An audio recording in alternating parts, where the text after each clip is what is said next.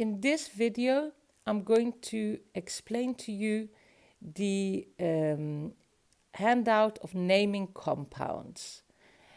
This you find on page 31 of the yellow booklet. There are different parts on this table, as you can see. On the left, top left, we start with ionic compounds. You recognize a ionic compound by checking which kind of atoms it contains.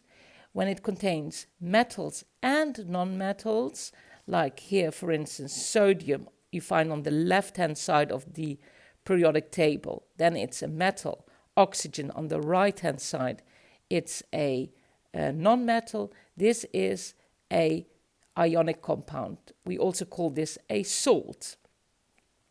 Below that, you find the compound ions listed also in 4.2. There's this one extra, the phosphate ion.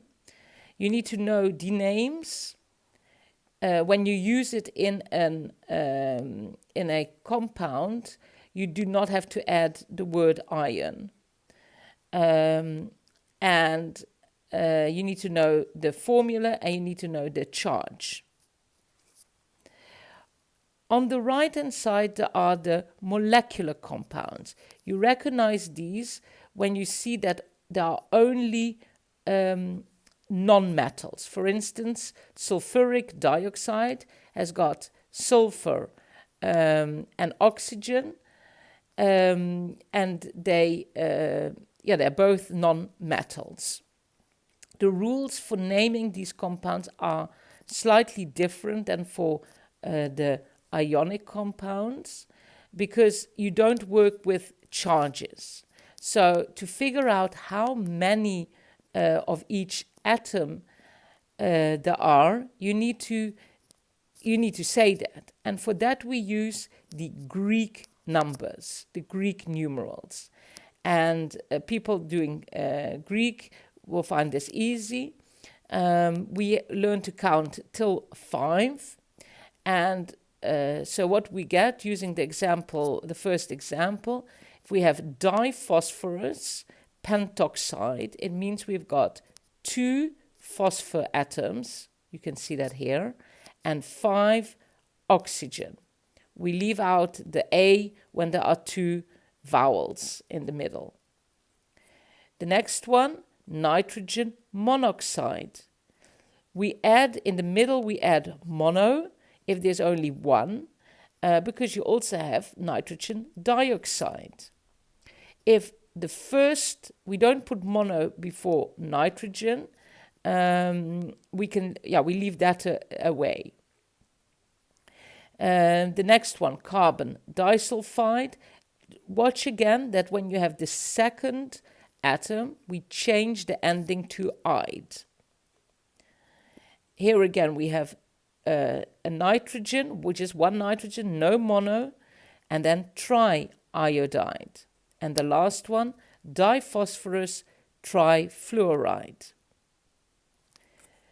The third group mentioned are the diatomic elements. And in a previous video, I explained how they come about. You need to know these by heart. In any case, you need to know when I say chlorine that it's Cl2 and fluorine it's F2. To remember these, you can use the mnemonic aid called the Claudia rule. Claudia fietst naar haar oma in Brussel. These are also mentioned in unit 4.3. Lastly, we have the acids. Acids are molecules that can shed hydrogen, and one needs to be very, very careful.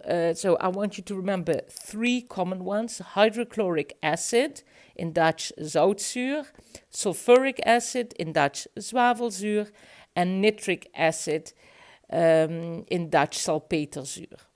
Lastly, there are 4 common compounds, which you've seen already in the first year: water, ammonia, NH3, methane, Ca4, and glucose, C6H12O6. So study this page, and then you can apply these rules. On page 33, there are exercises going from name to formula and from formula to name. First, establish which kind of compound you have. If we look at this, you have got aluminium sulfate.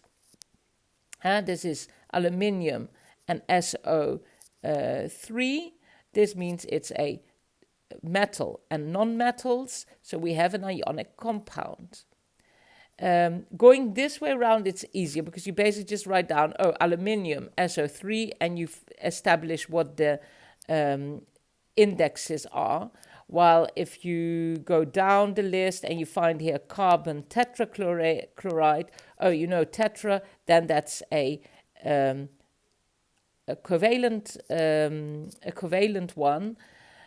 compound. So you write down C for carbon and Cl for chlorine, and then the tetra is 4. Think of Tetris.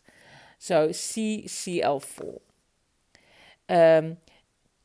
It's more important here that you first establish have I got a metal and a non-metal. So watch out here, SO4, 2 non-metals. So this needs to be sulfur and then tetroxide.